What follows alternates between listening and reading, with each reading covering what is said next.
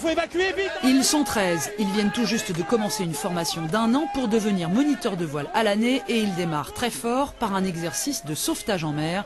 Objectif, apprendre à maîtriser la manœuvre. Bon, alors là, on fait un petit stop. Une fois que le radeau est amarré avec un vrai nœud de marin, on va pouvoir procéder à l'éjection du radeau. Allez, messieurs, dames.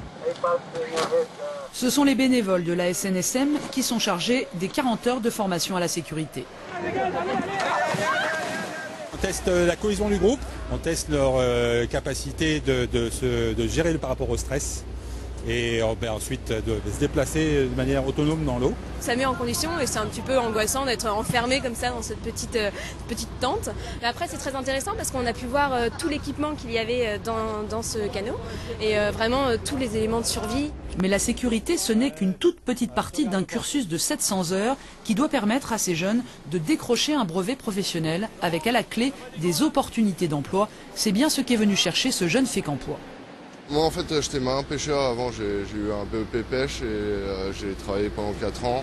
J'ai vu que les conditions permettaient plus trop de gagner de l'argent, donc je me suis dit que dans le loisir c'est toujours une filière où il y aurait du travail.